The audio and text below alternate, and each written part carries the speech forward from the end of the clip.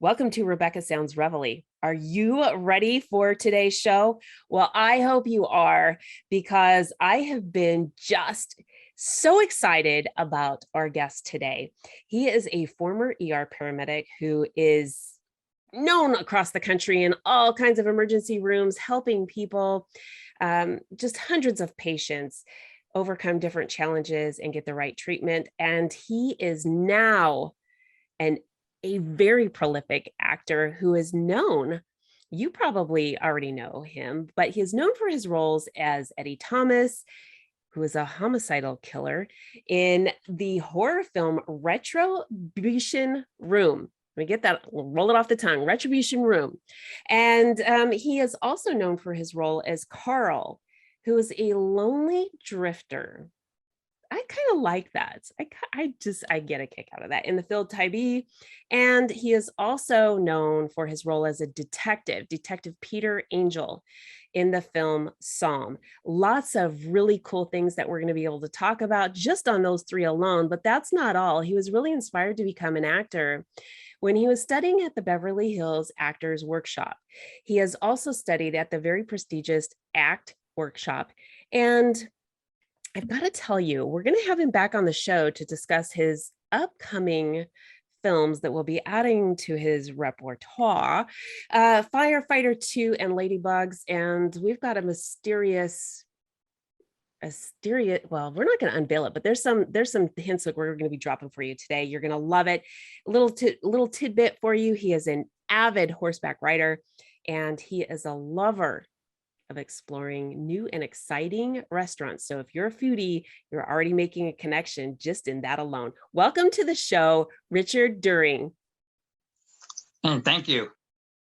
I am just excited. I know the audience is going to be too, because there's so much that you are doing, and you are quite prolific. The films that you're doing in upcoming is just incredible. And I want to talk, before we get to that, about the things that you have already kind of mastered and that's already out there. So super exciting. Can you tell me what brought you, when you were studying at the Beverly Hills Actors Workshop, to just really go out there and pursue this?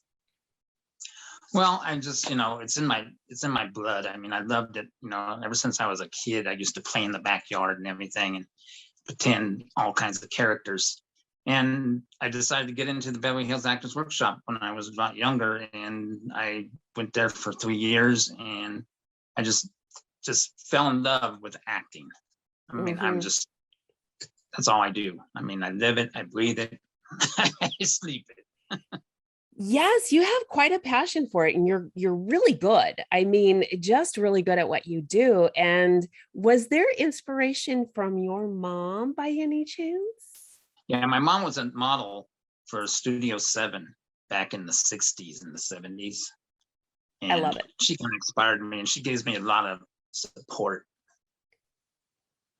This is pretty neat. And so, I think too, the experience that you have, especially working in the ER, the field as an ER paramedic, you have met so many different types of people. And I know that with the passion that you've had, you've been able to embrace some of these different personalities and sort of morph them into some of the characters that you have practiced, that you have even more so. Because I mean, if you've been doing this since very young, I mean, we go through these things in our mind, different scenarios of characters and things that we want to portray. And it's pretty neat to think how many different types of people you've run across through that alone. Oh, yes. I mean, I've ran across a lot of different people and different lengths of life, and, I lived in Georgia for a while too.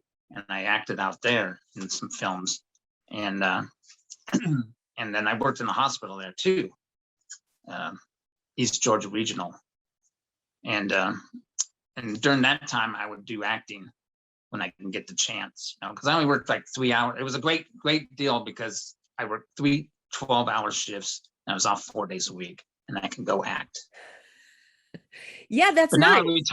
I retired from working, and I'm a full-time actor. I love this. I absolutely love it. And I want to thank you for dedicating so much of your life to helping others. That's such a passion that I personally have. And I just get so much joy when somebody else shares that as well. So you're going to take it now to giving people joy through your work in film. Yes, express my emotions and my passions to people to like, to like my films and like my acting. I think that this is really exciting, and you are just continuing to immerse yourself in the field. You've got a lot of things coming up, especially here next year, where you've got FireFighter2 coming up. Yeah, I don't know when that's actually going to film. It's kind of like, it's going to be kind of like a film that they did, like, if you ever heard of Modern Family or The Office, it's Yes. that type. It's kind of a different type of filming. And I think it's going to be very exciting. It's almost like a documentary and a film together. It's interesting that you share that, because this seems to be something that's trending right now, almost sort of a morphed reality, but yet it really has a basis in the trend right now. Not a reality show. This is the real deal. And that's what I love about documentaries. Yeah, it's kind of like real life. Yes. Not actual reality, but kind of like the sense of The Office or Parks and Recreation or Modern Family. It's kind of like, real, like it's happening right then and there. I love that, because for me personally, when I can relate to things that I see on screen, I'm drawn in, because then I'm able to sort of go inward and use my own imagination about if the things that I'm seeing could actually happen to me, and how would I respond, and would I find that person's personality humorous or sort of abrasive. And you get into that set almost as if you're there mentally. And that to me is just that to me is, I don't know, it's more absorbing for me than any other type of film. Yeah, it can be. So that allows me to use my creativity if I can't be there myself doing it. So, and so how about Ladybugs? You have that coming out in 2022 as well. Yeah, by next summer. By next summer. Yeah, I was, the director really wants to work with me. He says he wants to work with me. He says he's just thinks I'm a great actor, and it just. So Ladybugs is, I don't know that's the whole story, but I'll be playing another killer. Okay. I'm going to ask you something about that in a minute, but do tell. That's all I know so far. That's all you know so far. So let me ask you a question. I don't know the storyline yet. Okay. So just knowing the role that you're going to have, and that you've already done that in Retribution Room. So do you like that type of role, or you're just versatile, and a lot of roles are things that you find fascinating? I'm kind of versatile in a lot of roles, but I do play, not a lot of roles. I mean, my brand is kind of like that. My brand is kind of like a villain type or cop type, bad cop, those kind of lines. Yes. Detective. So do you think that there's still the stigma of being typecast in Hollywood now, or even Atlanta? I mean, that's anywhere they're doing filming, but do you think that stigma is still there? Or do you think that those in the industry now are really open to people playing a lot of versatile roles? Well, it probably just depends on your personality, I imagine. I know I keep hearing about typecasting though, because about this, when you're branding yourself, kind of at the beginning, you're trying to brand yourself so they get to know you, and then later on you can branch out. But right now, I'm just trying to get myself to a point where a lot of directors and CDs start knowing me out there. Yes, and it's exciting that you say that because, well, now that there's so many different streaming services available, you can go back and watch movies and TV shows from way back, and you'll find actors that are in a current role. And 30 years ago, you will find them in a role that is very similar to that. And so Oh they have yeah. sort of stuck with that throughout their career. Mhm. Yeah, kind of like one is Sam Elliott, you know. Yes. Yes. He's like the Yes. Western guy, you know. Actually, he's coming out on a new show on Paramount Plus, 1883. It's going to be a wonderful film, That is going wonderful to be a show. wonderful film. He's a great actor. And so let me ask you, have you had an opportunity to see different types of, I mean, especially since you had done some things younger, between theater roles and on screen? And is there a preference for you? Well, I really like being on screen. I've done some theater. I've done like 4 or 5 plays in my career, and City Lights and Death of a Salesman and a couple other Oh, ones. how fun. Yeah. How fun. And but I do, you know, it's good. I mean, you know, it's good to do plays. I mean, you know, but I like the film. I like being behind the camera. Hmm. I mean, in front of the camera, not behind the camera, in front of the camera. Yes. Yes, I can understand. I think that there's so much more demand on your performance when you're in a theater versus on screen because you're delivering it, you're live, you've got to project, you've got to over animate with certain different things. Whereas when you're on screen, it can go to post production, get edited, you can stop a scene, take 5, take 10, whatever the case may be to get it right. Yeah. I've done a lot of background work too when I first started out to get to know the set, get to know the people on set, watched a lot, you know. And then I went from there because I don't do too much background anymore. Once in a great while, I'll do a piece. If it's really a nice piece that I'm really interested in it, I'll do it, you know, just for the fun of it. Mm-hmm. Like I did 7 episodes of what was that show? Underground in Georgia as a doctor. That But would be fun. it was fun, but there was no dialogue. Uh-huh. But I had some featured parts in it. And I just learned a lot on set, you know, that I can put to what I do in my acting. So, would you say for those that are watching and for those that are listening that are trying to pursue their dream, would, especially if it's in acting, but would you say really taking the time to sit back and watch whatever field it is that they're going into, to sit back and watch and learn all the different avenues that a particular profession has and what might be of interest for someone to narrow down or hone their skills in? Yeah, I believe that's definitely, you know, because a lot of people learn by watching. That's a good point. Yeah, there are people who are auditory, that some people are visual, there's some people that are doers. And I think that that's a really good point. And so, two things really.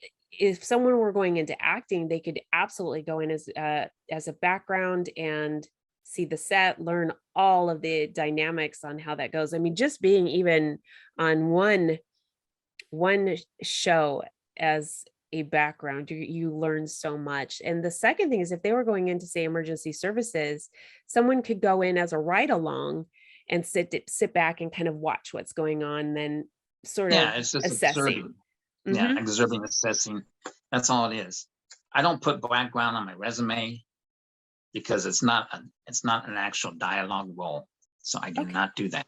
Mm-hmm. But I do it to observe, to learn, and learn how they work on a set, and how the ADs work, how the cameramen work, all the aspects of the acting set. That makes so much sense. Let me ask you, did you start your career as a background before you took the workshops, or was it during No, and after? it was during and after. When I first started with the Beverly Hills Actors Workshop, I didn't know what I was even doing.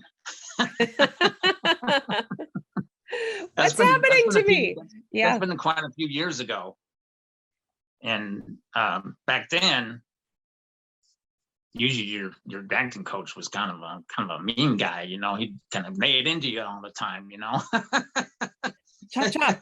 We need to. Yeah, tougher back then than it is today in acting class, I think.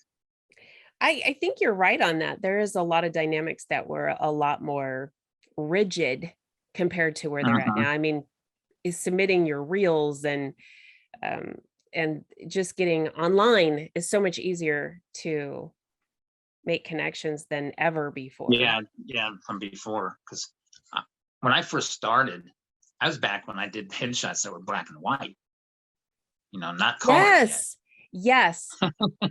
But they did have a classic look to them, I had to admit. I do like black and white pictures. I definitely can see so much of the features that people have because of the contrast and such. But well, they look really theatrical. They do. Yeah, they do. But then color came about, and now everybody uses color. That's true. That is so true. Do you like doing in-person auditions, or do you prefer them self-tape? Yeah, self-tape. Well, I haven't done a lot of in person lately because of COVID. Most of them have been self-tape. Yes. But I like self-taping because you can actually you can do it over and over and over again until you get it the way you want it to look. You know, that is a really good point.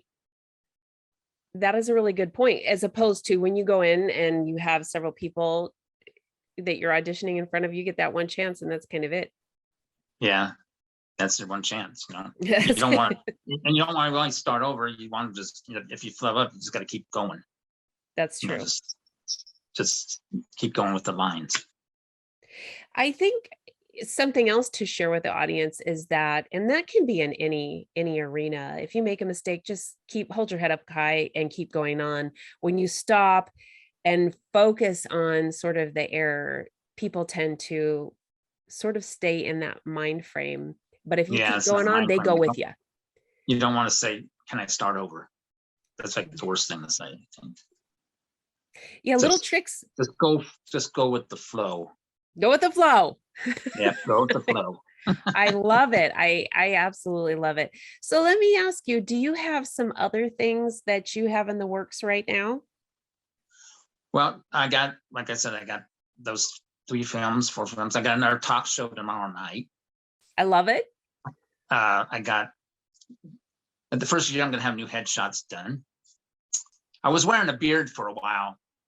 I thought maybe that would make really show me as a, you know, villain type guy, but people like it sort of so like tapered into. No, it was just regular. It was nice and clean, and I don't know, you might have saw some of my pictures with my beard on Facebook. I don't know.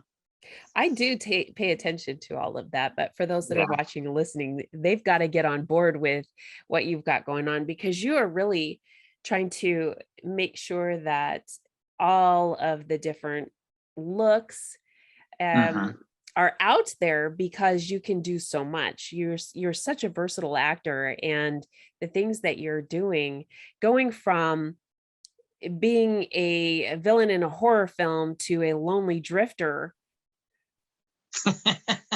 it's very different. Yeah. Tell me a little bit about the role as a lonely drifter, because I think that's kind of that was a role that was done on Tybee Island. It was about a guy that it was about 2 boys, really. I would just have a little tiny sporting role in it, and I was just drifting, looking for my. It was kind of like a what do they call that? A flashback. It was a flashback of me being older and when I was with my friend that was missing on this island. Ooh. And the only thing that washes up on the island is the spirits of the dead. Okay, that's kind of interesting. It's sort of creepy. Yeah. But it was a fun project to do. That would be a fun project. Now, where did you have to go to film that? We filmed it on Tybee Island in So, Georgia. oh, okay. A lot of Yeah. people don't know that there's so much, there are islands out in that area. Oh yeah, there's lots of islands. There is. There Yeah. is. Yeah. There's just small islands like Skidaway Island, Tybee Island, Wilmington Island, Jekyll. Island. That's a little ways down though. But there's a Most lot people of them, don't think of Georgia as having islands. It's kind of just sort of thought of as pretty much to the marshes, you know, to the. How long were you there to do that? How long did I live in Georgia? How long were you on Tybee? Oh, I was only there for a couple of days. I bet that was just fascinating. Yeah. Beautiful. But I lived in Georgia for 13 years. So. But I was raised here in California. Raised in California. What do you say is better? I mean, as far as cost of living, demographics, all of it. Which do you find, I don't know, more appealing? I love LA. Love LA. Yeah. You can take the kid out here. Actually, as an actor, you know, there's stuff out in Atlanta, but it's a smaller market in LA. You know, LA, New York's, you know, the number 2 or the biggest markets. Yes. And but yeah, there's stuff out there. I mean, but I like being out here. My family's here in California. Family's important. Yeah. Actually, my family's here. You have another project coming up. It's very mysterious. We're not going to be able to share a lot of details about it today, but it is coming up this next year, and I'm excited for you. Oh yeah, it's gonna be a good one. It's going to be a good one. So if somebody wants to stay on top of the things that you are doing, they want to follow you, they want to see your films, what is the best way for them to connect with you and stay abreast of everything that you've got going on? They can Instagram, Facebook. They can go to my Actors Access. They can go to my Backstage. I got profiles on all those. You're pretty active. My MBD. You stay pretty active on social media. I think that this is fantastic. I know that your fans are going to really enjoy the things that you have coming up this year. It's pretty exciting. I cannot wait to have you back on so that we can share with the audience the mysterious project that you have coming up for next year, because I think that everybody who is just getting bits and pieces of what you've got going on are just going to be as excited as you are for having done the film. And so, yeah. So we are going to have you back on here sometime towards the beginning of the year so that we can see if there's any more news on that or what you can disclose to us. Because I think the audience is going to be jazzed. Like I said. I know these firefighters coming up soon, but the other 2 are not going to be till probably in the summer of 2022. That's okay. We can get the popcorn ready. Yeah. And in the meantime, I'm trying to find more gigs to do. Actually, I just had an audition yesterday. Oh, this is exciting. Yeah, I did an audition yesterday called Pay the Lady to play a rich yacht owner, and kind of like a sugar daddy to a girl. And it's like the guy comes in and tries to steal the yacht and my girlfriend. That seems like it would be a fun role. Yeah. Are there a lot? I do a lot of auditions. I mean, I get a lot of auditions. I mean, I actually auditioned for I auditioned not too long ago for American Crime Story. Ooh. And that was to play Monica Lewinsky's father in the impeachment. I didn't get the role. Well, I bet that was fun though, But I got because the that's, audition, so I was pretty happy yeah, to get an absolutely. audition like that. Yeah. That's a big, yeah, that would be a very significant audition. And so hopefully you were able to network while you were there and make some contacts, because that is going to be a really, like you said, that's going to be a great role. Well, the way I look at things is, every audition's an opportunity. Mhm. Even if you don't get the role, it's not about the role. It's about the connection. The more Yes. auditions you do, the more people get to know you. You know, they start seeing your face. They start to know you. To see you say, "Oh, I've seen that guy. He did this audition for me before." You know. Yes, and you can really just hone in on your skills the more auditions you do. So this is something that I want to share too with the audience, because if you're not in acting, what we're saying is things that you can do that's just as significant in other professions. So for example, an audition is the same thing as an interview. So go to interviews, continue to go to as many interviews as you can, because you're going to really be able to hone in your skills, sharpen your Yeah. interviewing tactics. You know. And so, You're so right, because audition is just like a job. It's just like a job interview. mhm. And then when you don't hear from them, that's a rejection. They say, "Oh, you get so many rejections to be an actor." Well, yeah, you get a lot of rejections, but the rejection is you never hear back from them, just like a job interview. You go to a job interview, you don't hear back, they rejected you. Yes, and that doesn't necessarily mean that. It's not like you get yeses and nos. Yes, but I want to say too that oftentimes people go, well, I didn't hear anything back, so there must be something wrong with me. And that's not it. It's just there's a lot of candidates out there. Oh, yeah. It's a And numbers so they game. have to find out what is the best person that's going to fit that role, whether it's a role in a film or a role in that particular arena of, I don't know, as an ER doctor. I Yeah. mean, there's going to be, if you're I don't know, if you're a podiatrist, you're not maybe necessarily going to be on call as the ER doctor. So Yeah. like that doesn't mean you're not good at what you do. It just Yeah. means that particular avenue, somebody else might have sharpened skills just a little bit more so. So we shouldn't be taking things too personal all the time. Like you said before, though, instead of just saying, "Hey, can I do this again?" Just move on and keep going and pursuing. You keep going. Never give up. That's right. Never give up. I love it. That's the motto. I love it. I want to thank you for your dedication to Oh, helping you're so very many welcome. people, and then continuing to do this. And I want to thank you for everything that you're doing in your career in acting and film, because you're going to bring a lot of joy to people internally with your presence on stage and in film and everything that you do in this industry. And I also want to thank you for taking a few minutes for us to get to know you today, because I think that this is really exciting when we get to make a connection with an actor and then see them on screen. And that stays with us. Yeah, you're very welcome. It's a Thank pleasure. you. It's a pleasure coming on your show. Oh, thank you so much. I'm so Oh, you're so glad. welcome.